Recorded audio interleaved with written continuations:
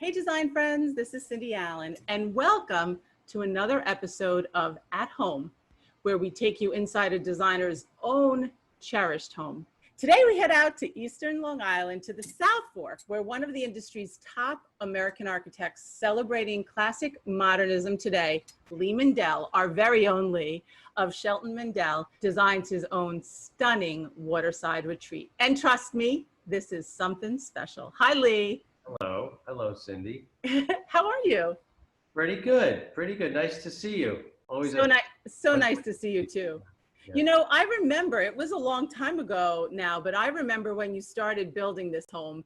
Tell us a little bit about, because I remember the little house before this house. Well, there was a little Unabomber shack on here, a very humble Unabomber shack on a absolutely magnificent site. And I thought of, gosh, if one could take advantage of the context and explore the different vocabularies on Long Island, what a wonderful opportunity it was. So I remember standing on the crumbling Unabomber shack's roof with a ladder. Oh, really? Kind of fantasizing about the views, and it was kind of a scrubby site, but there was water and there was the sunset. And what brought the painters to the Hamptons was the water and the sunset. So I thought, if maybe this could be something, we could build a job without an apparent client. Right. So I didn't want to think of myself as a client. I wanted to think of the idea as the client and follow the idea through. Lee, how hard was that to do, actually? It was really rough because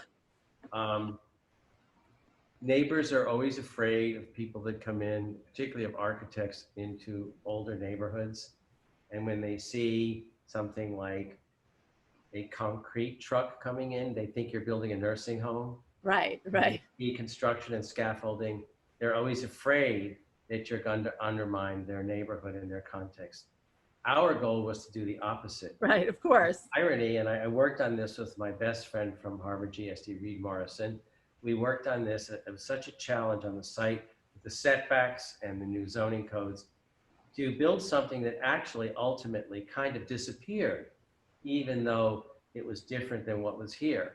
And the irony is now when you walk across the beach or whatever and you look towards this site, you kind of can't tell what's going on here. And all the old contextual houses look much louder and more prominent than this was. So I was the turtle killer, the person killing the neighborhood, and took an awful lot of grief from everybody. But now people are quite happy because how you have the opportunity in architecture to respect the environment and not build a mausoleum per se, and explore things and views. And in fact, the site is nicer because of the intervention here than if you created something that looked just like the neighbors' buildings. Right. So you had water to the north, and yet you wanted to bring the light in from the south. So so let us know how you actually came up with the design. Very, very good question, Cindy, because that's the conundrum when you have views that face north. Right. You want to get the south light. How do you deal with that? So we created this kind of origami structure that complied with the street geometry on the front. And it is a concrete structure which is clad in a kind of quilt of contextual wood that relates to all the architecture around it. There are gestures that look like a drawbridge, a refreshment stand peeled off of the facade, a barn door that peels off of the facade. So it was to draw on not only with architectural components, but with the landscape components of the project did the same thing. Create a quilt of the contextualism to celebrate the area we were in. So we took— I like how you describe it. I won't say it. You just describe how you opened it, how you— Well, it's kind of like an origami puzzle that opens up and closes, you know, and the building itself breaks open to answer your question of how do you deal with north view and south light. The building is organized on a boardwalk, and everything on the light south side of the boardwalk complies with the street geometry. But then in order to bring the light and to break towards the geometry on the north exposure, the building shifts and breaks open. So everything along the boardwalk on the water side is affected by the current of the water, and it is pulled away from its other volume, creating a kind of crevice and a shift. And in that shift from up above, the south light comes in and informs the house. So the attempt was to try to get the best of all the worlds that were here. The beautiful south light in the front, which is more private because it is the front, and then the shifting geometry along the water and the water views. So the shift in those geometries create beautiful diagonal axes through the house, so you can always see front and back, but it's very private and it looks very small from the front. And as you move towards the side, the hypotenuse of the triangle is always the largest dimension. Those components that you see the shift are on an angle, so they look larger, but they're very discrete because you never see them from the street or the water, only along the boardwalk. So I like how you describe, I like how you described that the opening, which you're describing as origami, but you described it as opening it like a cracked egg. it is, it's, Yeah. it is, and then it's almost if you took the shells of the egg and you shifted them, and you got the experience of the void between the two. Right. And so this sort of, what separates the two buildings is a glass wedge, actually. The building has a wedgie. So The building's got a wedgie. There you go. There's some of that Lee humor. yes, so it's got this glass wedge, and it sparkles all the time, and it feels like a lighthouse in a way. It respects the water, and the discrete shell of the building is made up of the contextual components of all the neighboring houses and adjoining properties. You know, it's funny because the front of the house also feels very hidden. I thought when I was looking at pictures that may have been the back of the house at first, like where you got married, right? The more glassy side is to the view. Mm-hmm. But the way the light was achieved in the front was the wedge pops up above everything. So that totally fills in the house with light, but it allows the front to be private and discreet. Mm-hmm. So from the street, it's very low key. Yeah. And Yeah, I actually loved that, Lee. When I figured out, oh, it's hidden, but it's in the front of the house. I thought that was really special. well, another issue in these site plans that you have to deal with are enclosures of spaces, outdoor spaces. For example, swimming pools in certain areas, you have to have fences. But fences sometimes look like they're enclosing something. So we created a series of gates areas. Right. So no enclosure is the same that surrounds an area. So by creating the stone retaining walls, they look like an entry to something, and then the other closure is done through other means. So around the pool, there are actually 4 types of enclosure that give it the legal enclosure. One is the stone retaining wall. The other is a kind of hidden fence in the planting. The other is a kind of barn meadow indigenous fence, and then the building itself. So you're never aware that you're being enclosed. Was the pool house built at the same time, Lee? Yes. It was. Oh, okay. Yeah. No, it feels like it was always meant to be there. And yet it has its own personality at the same time, which I love. Well, that's an interesting point, because since that's closest to the property line, the intention there was to make a transition from the small contextual architecture. So there's a gable that's fully exposed in the first bay that's quite low. In the second bay is a semi-enclosed gable, same gable. And in the third is a fully enclosed. So that is the transition on that corner where that indigenous building, as it were, has a glass curtain wall that you never see until you're in the back, and that foreshadows all the glass used in the main building. So we'll talk about the pool house because it's fantastic, but let's get inside the house. Okay. How big is it? How many bedroom and baths are there? I've never counted the square footage here. An architect who doesn't know the square footage. I love well, I purposely don't because No. but it's 3 bedrooms in the main house, and in the pool house there's a bedroom upstairs. Each of them embraces views of the landscape and gets a little surprise when you're in each of those spaces. Everything is glorious. Let's face it. I can see that there's, you're sweeping up. Is that in the living room? There's a 2-story corner. I call them multi-useless sitting areas because there's so many places to look at the view. So they're multi-useless, which are the best kind. Wedge is 2-story, and then the sort of dining sitting area has a 2-story corner, and I'm in the living room now, which is more of a 1-story thing. So these spaces are sculpted and hollowed out in different places.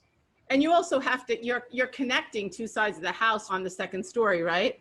Yeah, there's a bridge that connects the master suite from the other bedrooms, and it's a sculptural component because instead of having railings, it's a kind of glass tunnel that is in the wedge, completely illuminated, and you can see through the bottom. It's made of subway grating, so it feels transparent. You sort of found a way. I don't know how you do it, Lee, but every interior almost looks like an art gallery, but it feels warm and inviting at the same time. We were very conscious here of the need to have a pH balance of warm and cool. The concrete on its own is very gray. Right. It can be very cool. And wood on its own can be too hot and warm. So here we used farmed eucalyptus, large architectural expressions of it, the core of the building and a whole side of kitchen and HVAC area. And so there was an attempt to balance warm and cool. The wood components are large architectural elements, and when they're juxtaposed against the concrete, they create a balance. They don't own a gender, they don't own a hot or a cold. They neutralize each other, and they are better off because of their adjacency. The wood is so happy to be by the concrete, to cool off. And the concrete is so happy to be by the wood to warm up. And the glass too. And the glass. So, and plus we made an attempt to make a very honest building where you can understand exactly how it's constructed. The challenges of that, for example, was in revealing all the slabs, the electrical work had to be set with beer cans in the pouring of the slabs because you have no drop ceiling or anything. And we hit it right 99% of the time. There are a couple of holes in there that had to get filled that didn't quite make it. But generally, it was hard, but it was worth it because you understand the full shell, the full enclosure, and the logic of a building. To cover up the logic of a building sometimes is a crime. Buildings often look better when they're framed than when they're completed.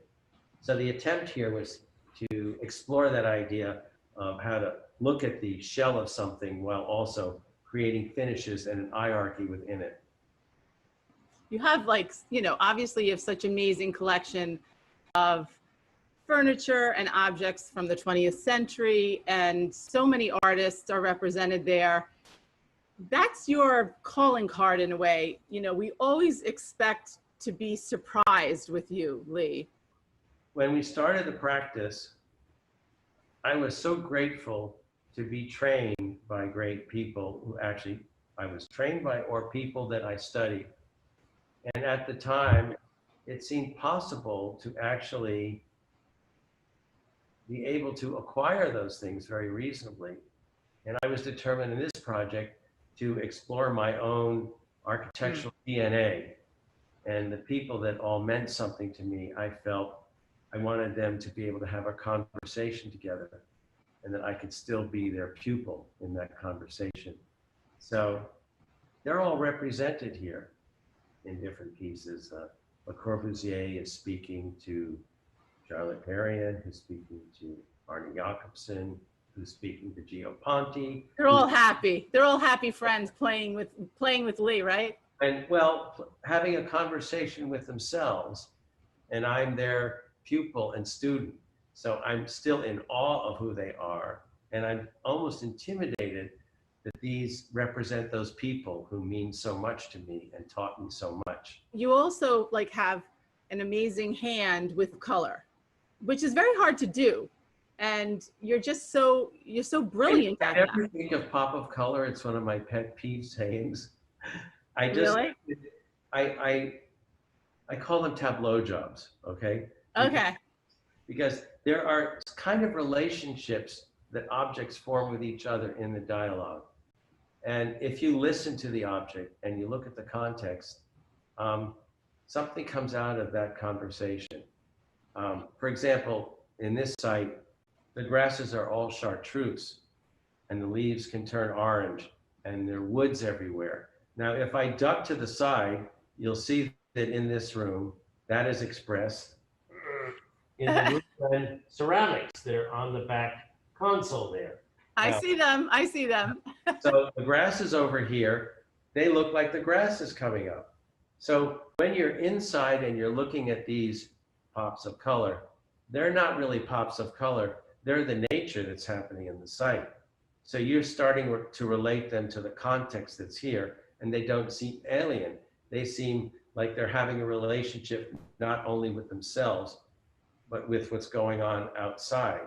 And so that way, nothing really seems alien here as an attempt to do so. I mean, I've probably failed many times, but you kind of look outside and you look inside yourself, and then things start to happen by feeling deeply about what you're doing. And that's a hard thing to express to anybody, the feelings we have inside and reaching inside yourself to try to find an answer. And I see that you have a yellow wall in a room that just works. Like you said, it's almost like a language. And I'm going to tell you why that yellow wall's in there. okay, tell me. I want to know. It's the only room deprived of the sunset. Ah. And there's a Calder tapestry, straw tapestry, that is the sun, that hangs on the wall of the only room deprived of the sunset. So that's why that's there. The other guest room, which is not deprived of the sunset, has a blue wall. Mm. But those are also the colors of the Bauhaus, of Charlotte Perriand, of Le Corbusier, and all the people that taught me so much. And then there's a dematerialization in the house of the color of wood, of driftwood, of sky, of water, of clay, of sand. And those components make up the vocabulary here. I love that. I love that. And it makes perfect sense. And you can see how much care and consideration for every single thing.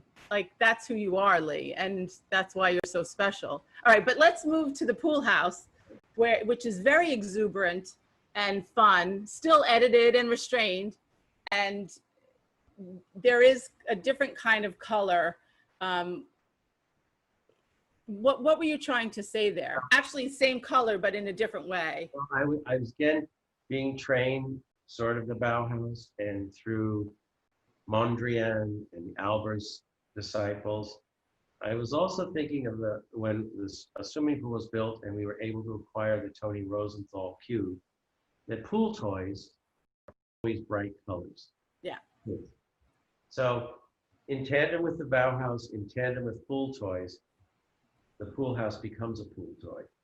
And all the shapes and things in there are a dolphin shape. They're amorphic, they're of the water. And that, again, that relationship of the things outside the blue water and the sculpture and the things inside relate to each other. But they're appropriate there because that's not the bay side. It's the pool side, which has an oblique view of the bay, but it's very different. I wouldn't want to distract from Peconic Bay, but at the pool, which is a little more discreet, you could then create relationships of inside and out that belong to that part of the project. Hmm. And yet when you go up to the bedroom, it's very quiet. It's very serene. Well, the intention there was like you were climbing the maple tree outside. I love that. Maple in there, the ceiling, the walls, the floor, and you feel like you're in a treehouse up there, up in the eaves, and with an overlook and all you see are trees and water when you look out of there. So it feels very cozy up there, very quiet. And that house and the pool house is closer to the street, right? And the vernacular Yes. is more, I don't want to say more farm, more modern farm. How would you describe that? It leans into cottage. It has latent cottage tendencies. Right, exactly. But then it transitions later as we move down the site by the water into the two-story glass, which foreshadows the glass in the wedge along the boardwalk. Perfectly said. Now I'm afraid to say anything. You know, I love the aerial shot of the whole setup. The angles are so delicate and so beautiful, and then the water beyond. It's really something. I mean, don't you want to show everybody from above? So I have to say, I got a drone for my birthday. That was the maiden voyage, and then I crashed it 5 minutes later. That drone's not working so well, but we got that footage out of it. We had to have a tree climber come up and get that thing to get the film out of it. But it is beautiful from above. I was very happy to see from the air, it looked like the diagram we drew initially. That was perhaps one of the most gratifying things, that you start with a bubble diagram. Right. And then 10 years later, you end with a bubble diagram. That was rewarding. When we worked with the RF landscape, one could say, how could you compete with a water view? You know, a water view is special, but Right. There's so many views out here that are beautiful. And what are those? If you were to kind of make a quilt of the architecture of the landscape as we did with the architecture, one could say, well, they're the beautiful horse fields here. There are beautiful meadows. There are wonderful hedges. There's wonderful lawn. There's water, and there are grasses. So what were the appropriate places to incorporate that thing? So the building is surrounded by the collage of the landscapes, just as the building itself is a collage of the context. So to the water side, you know, a lot of people think they have to rip up everything to get a water view. That's what's destroyed our shoreline. So we actually, in working with the DEC, planted all these grasses and all the indigenous things. So in the rear of the house, it almost looks like the tide of the water comes right up to the back terrace, as it were. So those grasses are 4 and 5 feet high. There are 3 types. There's fescue. And so whatever season it is, they turn a color. Now they're chartreuse, they will go purple, then they will go beige.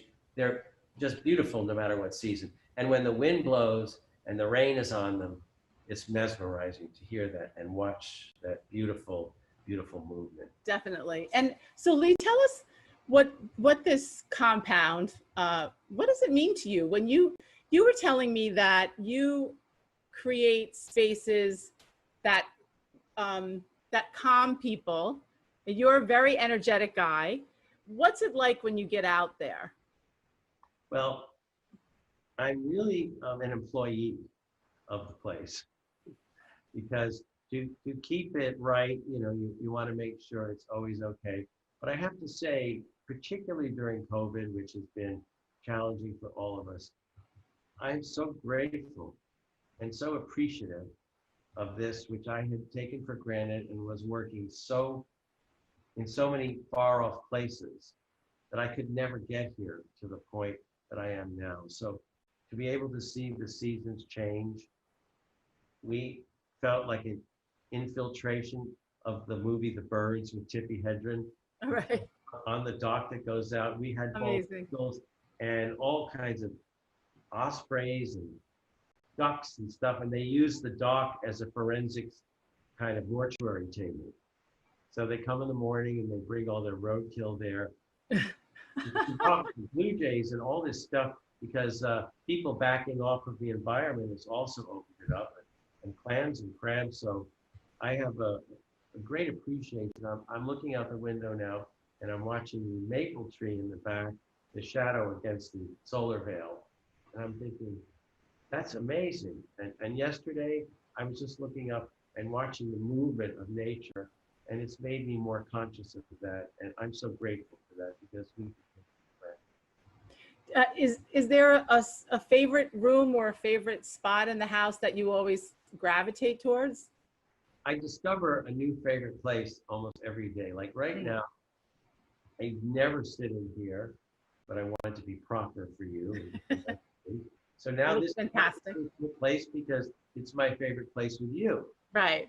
So it depends who you're with to have your favorite place. It's never on my own.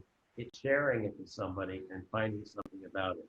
And when people come to visit, letting them find a place that they like, and then I rediscover it through their eyes. And that's a lot of fun. I bet everyone wants to stay at the pool house in the guest tree house room, right? We've had people take the master bedroom too. People have taken everything. Oh my God, what are you gonna do? What are you gonna do, Lee? Well, if they want to take the master, then my new favorite place is the pool house. Right. Forced to go there, and you have a new experience. I've slept in every room, not with every person, but I've slept in every room. I don't want to know about this. I don't want to know about this. But I've enjoyed the experience of everyone. I mean, one of the bedrooms is all Le Corbusier's dorm furniture, and the room is kind of divided into two places. So I love that. It has the blackboards from the school he designed, and another room has Perry and things in it, and the master bedroom has a suite of Clint furniture, the Scandinavian. Love that. Love that. Most master bedrooms don't have a piano, but there's another library space adjunct to it. So there's a piano that I bang on occasion. So each of these at different times of the year, when it snows, some places look better. The fireplace looks better when it's snowing, you know. But and the most beautiful experience, can I say, is that you got married. You just recently got married there. Yes, in the middle of a biblical rainstorm, when the skies cleared for the ceremony, and then it started to rain right after, and then the most beautiful sunset ever. It was a really wonderful experience, and we had a very limited group of people, and we did the 6 foot on center spacing of Bertoya chairs, which was very nice. Well, that's so beautiful, Lee. Thank you for sharing that. Blessings to you and Jose and all the love in the world. And this is a house that is your house, your forever house, right? I hope so. Yeah. I used to feel too much like an employee, and now I feel like I'm a resident. Yeah. Because COVID has allowed me to make the transition. Well, thank you so much for sharing. It's magical. For all these years, to have this time together to talk about it. Next time we're going to tour, it's going to be together, but this is as best as we can do for now. I also want to thank you for the support you've given this house. It meant so much to me.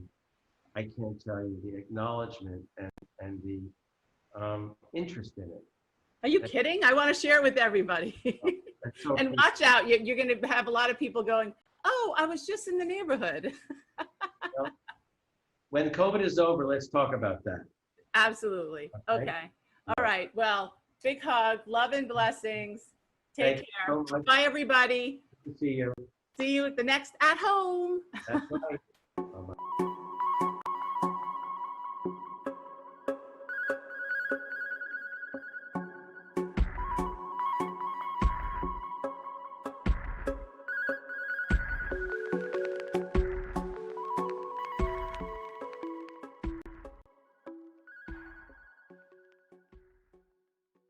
Hi, I'm Jacqueline Terrebonne, the editor-in-chief of Galerie magazine, and I'm thrilled to be joined today by an absolutely exceptional architect, Steven Harrisl.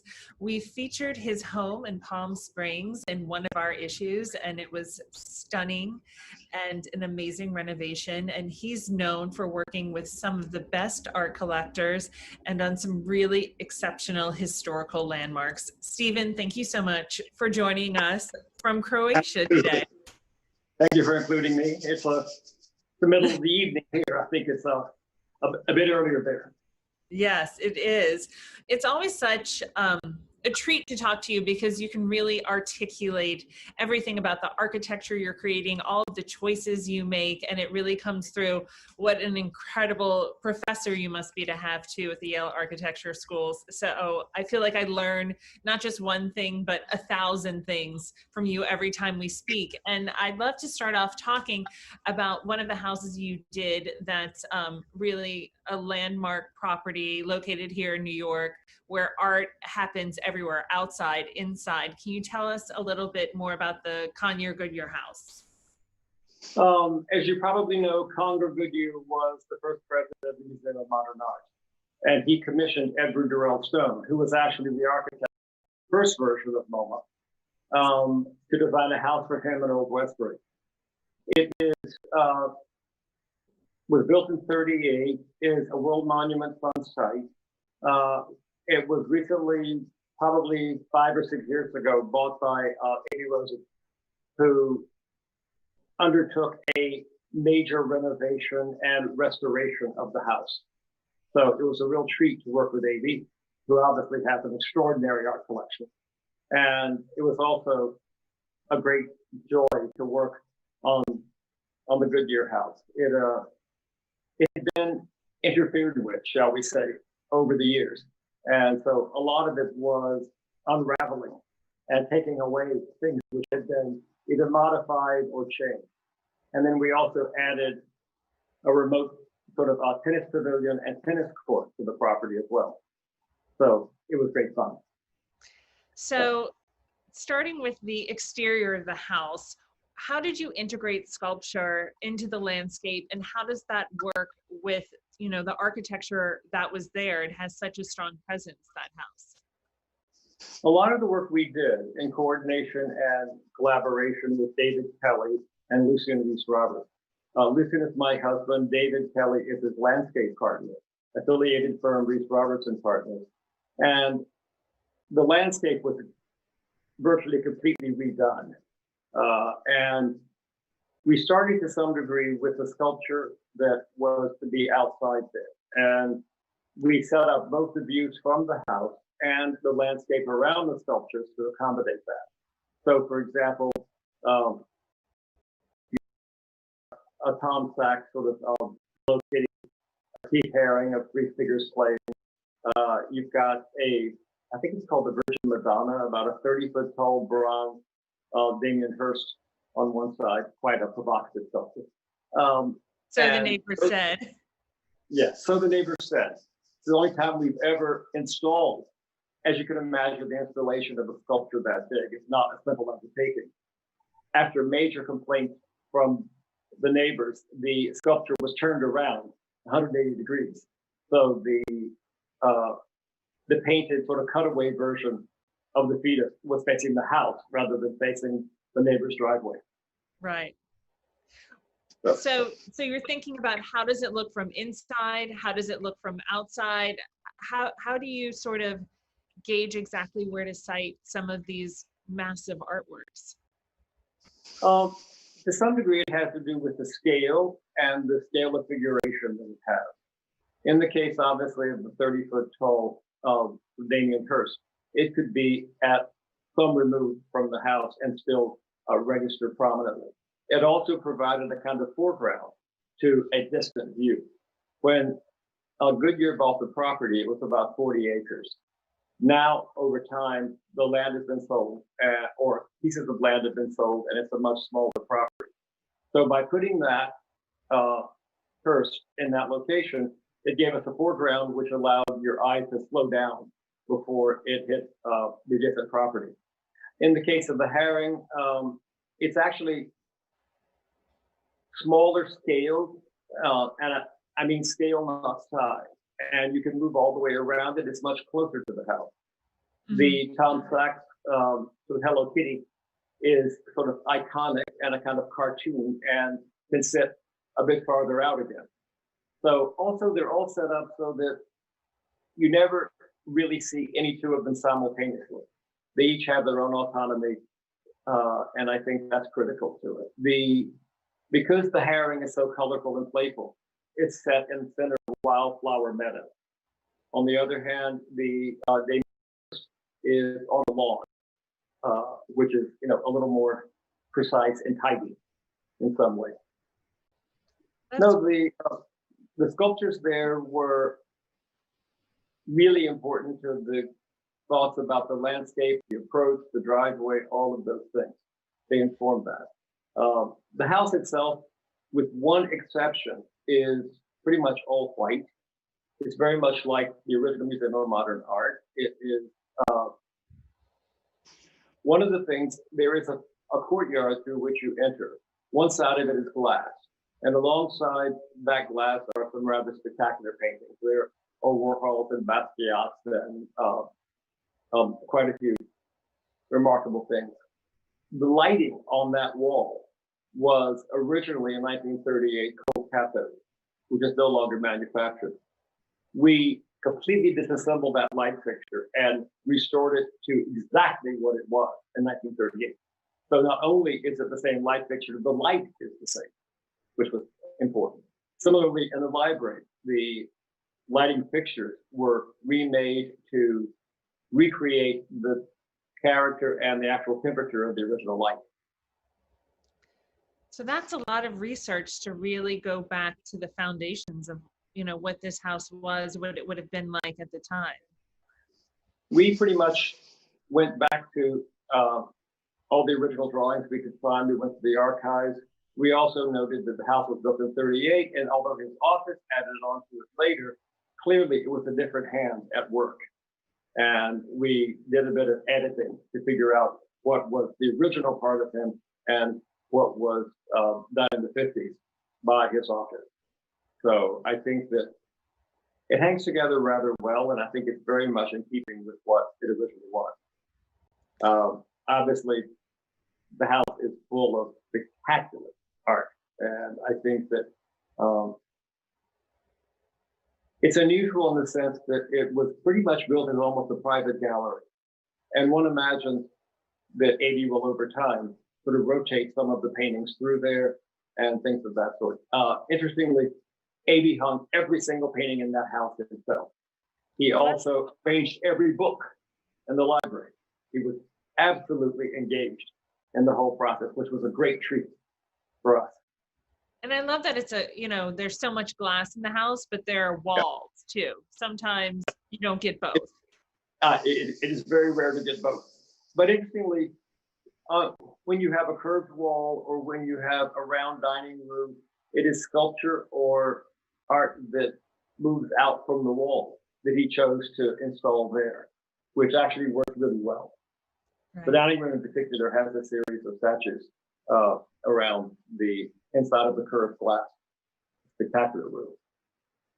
Well, there's another historic house that you renovated as well, which I absolutely love. It's a completely different period outside of Boston. And again, you're playing with art and architecture and renovation and restoration in such an interesting way.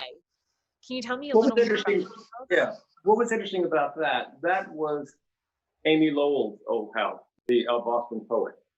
And it had passed through various owners before the current owner acquired it. And in renovating it, we decided to, rather than strip the original character, to engage it in a conversation, so that that hallway, which has the stair in it, and the amazing Tracy Emin sort of neon sculpture on one side, those walls are new because we actually narrowed that front hall in order to accommodate mechanical systems, things of that sort. But we recreated a lot of the paneling. So what was interesting there was, unlike the Conrad Goodyear house, where all the walls are white and sort of typical gallery walls, what's interesting there is that the walls have molding, they have scale. So when you find these quite modern things on them, I think it really sets them both off in a very interesting way. Probably, I think one of the most interesting parts of that house is the master bedroom, where it's a rather grand room. It was Amy Lowell's own room. She added it. Mm-hmm. And it brings a lot of meaning to that term, the presence of absence. as you come in and look straight ahead, there appears to be a pretty much of a blank wall, but there's a little tiny painting there that is an Andy Warhol. And on the other side, beside the bed, is a Jeff Koons, I think it's like the Mona Lisa or something of that sort. You know, I love the scale of that Warhol on that huge wall. A huge wall. I mean, it's a huge wall with a tiny painting. And it's amazing how such, it's one of his popular paintings. It's amazing how a small painting can control such a large wall. I thought it was very useful in that way. But, again, to go back to the front hall, the play between the Tracy Emin, the stair, the traditional parts of it, there's a whole calibration between that which is modern, that which is traditional, that which is fair. And the idea was to engage them all in a kind of conversation so that, it wasn't just a traditional room with one thing. The stair obviously is not original. Obviously. And the much beloved Instagram stair, I've seen it on so many accounts, and there's just something that's eye-catching and it captures your imagination. And how do you make a stair that great? Where does that, I mean, you're really good at stairs. We have a lot of fun with stairs. What was interesting about that house is it's a rather large house for a very small family, and the family's much younger, and the house was quite serious, and they were more playful. And I think that it gave us a way to lighten the mood a bit and also make it more playful. So virtually everything that they use is downstairs. Their bedroom, the kitchen, the office, all of those things are adjacent to each other, and they really never need to go upstairs. Okay. So in some way, it became a kind of extravagant gesture to go upstairs. And it anchors the whole house in some way and pulls it together because it was a bit agglutinative. It started out as one thing, and successive generations of the family had added various pieces to it. So you needed a kind of yolk for this egg. And it was a way of pulling it all together in a way. It was fun. Love it. It's sculpture, it's artwork in itself. It really is. It's incredible. Thank you.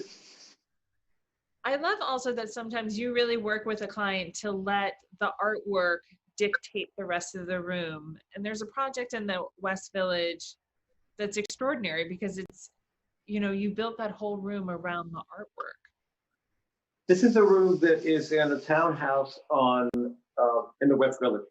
And we created a double height dining room. And one wall of it, this owner also has an extraordinary collection of art. But for this room, he chose to commission a mural. We had a common friend in Philip Smith. Philip Smith was a major exhibition in 1977 called Pictures at Artist Space. And it was curated by Douglas Trent, and it's canonical in terms of the first thing that led to a lot of modern painters. And of those five, among them was Sherry Levine and Robert Longo. But Philip Smith was also in that exhibition, and we all knew that. And he chose to commission this mural, which is about 21 feet tall and maybe 28 feet long. We found this. We also commissioned this extraordinary light fixture by Ingo Mauer that sort of floats with gold ribbon in front of it. But it gave us something that would allow us to light the mural without doing conventional either track or museum lighting in some way. No, what's interesting is there are a series of projects we've done that talk about the relationship between the art and the architecture. In the Conger Goodyear house, the house is entirely white except for one room. That's the master bedroom, which is upholstered in, of course, gray cashmere, as one does. But there is a beautiful Ed Ruscha that hangs on that wall. And that's one that will probably never move because it has this kind of phenomenal relationship between those two things. Most people assume that a white wall with a picture hung on it is somehow neutral.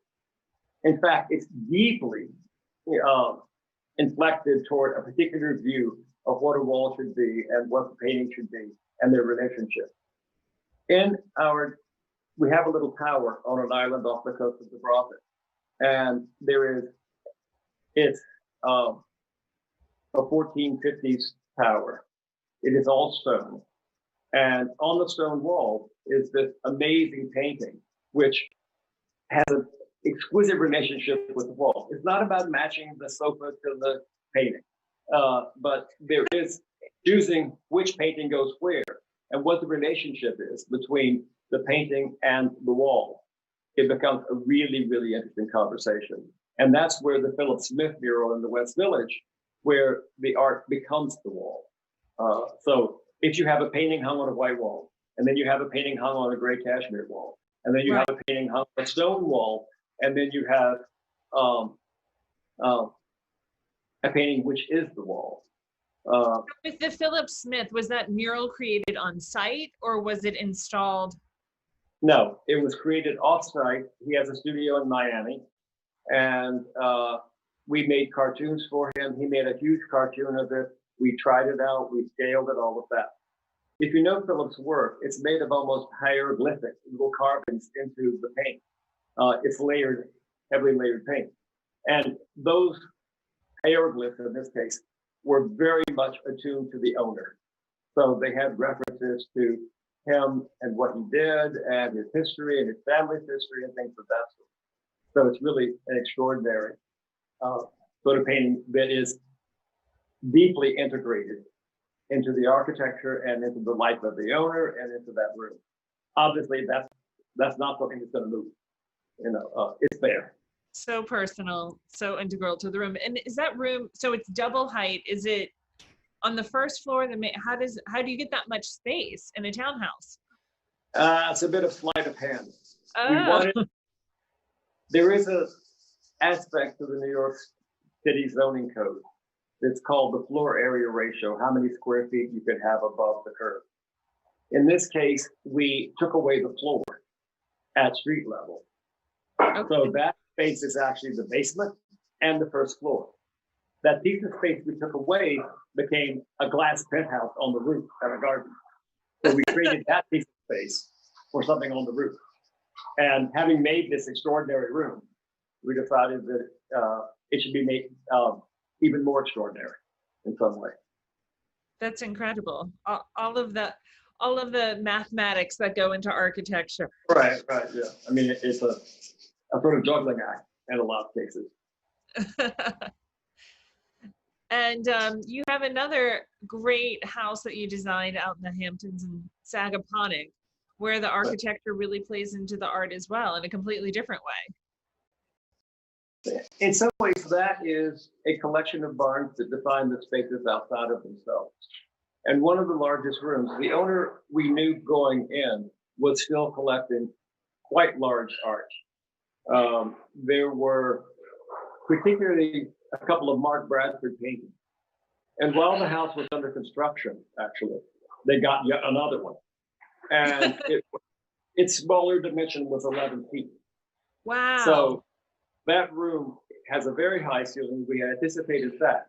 What we hadn't really anticipated was how would you get the bloody thing into the room? There is on the outside of that house this very odd little door that doesn't make any other sense. It's about 8 inches wide and 12 feet tall. And the only purpose behind that door is to get the Mark Bradford painting in and out of the house. Wait, 8 inches wide and 12 feet tall? Yep. It's a little tiny door. You know, I mean, it's the kind of thing one would never have done were it not for the necessity of doing that particular piece. And what I also love about the spaces you create, I think some of your own homes are the most spectacular as well. And, you know, you've been saying a lot of big names, all the art world, all the bold-face, blue-chip names, but in your own homes, there's fantastic art as well, and it's so personal. You know, what does art mean in your own home? You touched on it a little before with the tower. If you could tell us more about, you know, the art that you have there. My husband, Lucien, is a painter. Both of his parents were painters. His grandfather was a painter. And he has the ability to look at paintings and understand what's a good painting and what's not. And he understands that before he cares who did it. That's great. So, And rare. yeah, and in California, our house has an extraordinary painting by a man named who no one's ever heard of. Jose Chiusa. He was a Slovenian artist who showed in Paris, and he died about 2 years ago at 90. And we met him because he had a studio on the next island over in Croatia, and we came to know him, in the last few years of his life. And the big red painting hanging in the living room of that house was the last painting he did. It was actually still on the wall when he died. To its right is a painting that is. I've always been a fan of Roberto Berti Marx, and the painting on the right is Roberto Berti Marx painting that we bought in Rio 20 years ago. We were down there. There are sculptures that we've commissioned. There are sculptures that are by friends. I love the sculpture on the lawn, looking out from like the kitchen, Right. dining room, out onto the little white figures. Yeah. Yes.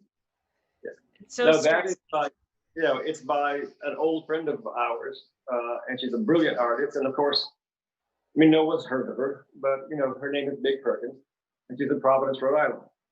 But the tower and the houses in Croatia, all the paintings are by Lucian's family.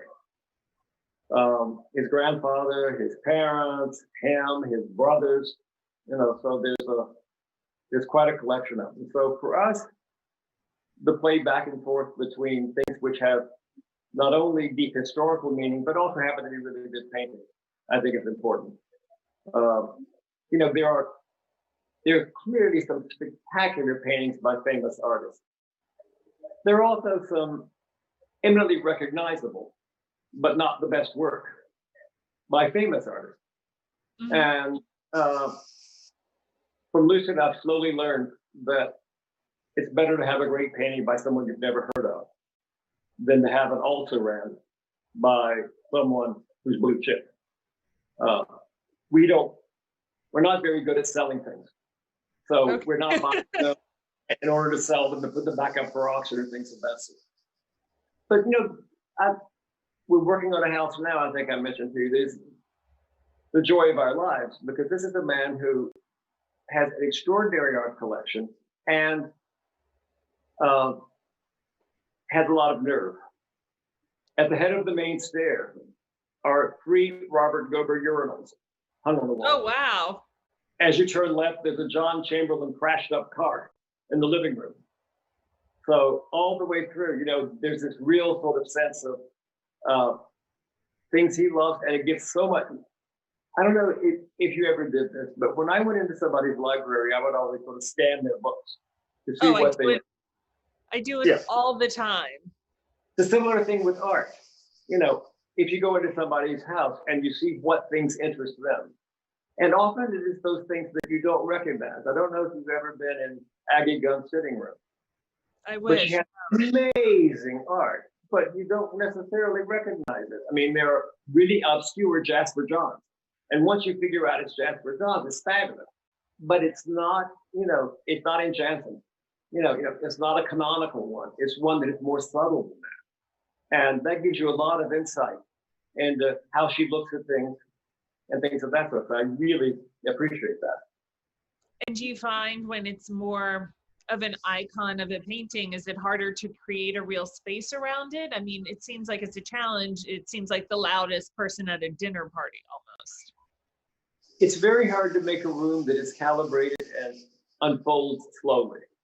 If you walk into the room and there is, and we have a client who has this, you walk into the room and there is a Francis Bacon triptych over the sofa. You don't pay much attention to anything else. No one's looking at the cushions. Exactly. No one's checking out for the pillows. If you're in the library and there's an El Greco, of someone holding a skull, you don't scan the books. So, I think that figuring out a way to calibrate and balance it. In some ways, what's great about Amy's house is that everything is so astonishing. You don't know whether to go to the Warhol or the Basquiat or, the this, that, or the other first. This sort of keeping each other out. Yeah. And or they become so rich, Yeah.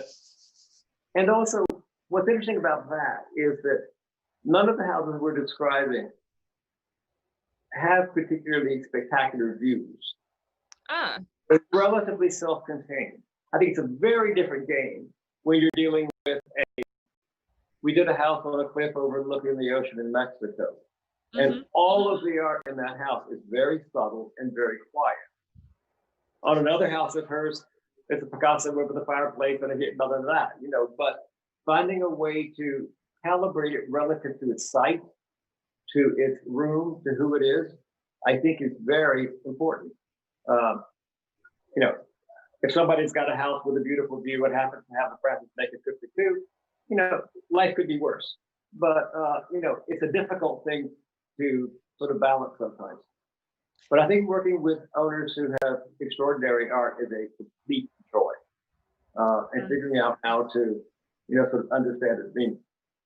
Our greatest treat is when a client comes and they give us their insurance catalog with every piece of art they have in it. And you say, I'll have this one here, and let's put that one over there, and things of that sort. It's great fun. And are you getting to decide with them, like, this is going to work here or that's going to work there? Or do they come, I guess it depends on the person, or did they say, this goes above the fireplace, work with that? I think it's deeply collaborative. What's interesting, I don't know if you know Jane Rosenblum, who is Robert Rosenblum's widow. He pretty much discovered Jacqueline Pollock and the abstract expressionists. In their house in the village, there is over the fireplace a huge portrait of their bull terrier Archie, photographed. To the left of the fireplace and down a little bit, sort of out of the way, is one of the first small Pollock grit paintings. Wow. I love what's important. And now the dog is more important, than this astonishing painting.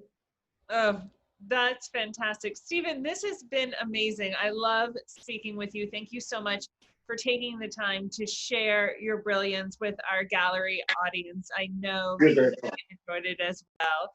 And I think that's a brilliant magazine to do architecture and art. It's an incredible idea. And I think it occupies a unique place in the world of magazine journals. Thank you so much. Oh, thank you. And for everyone watching, please pick up the summer issue of Galerie, which is out now, actually filled with lots more beautiful homes filled with art and design. And don't forget to follow us on Instagram and like us on Facebook. So thank you, everyone. Thank you, Steven. And thank you.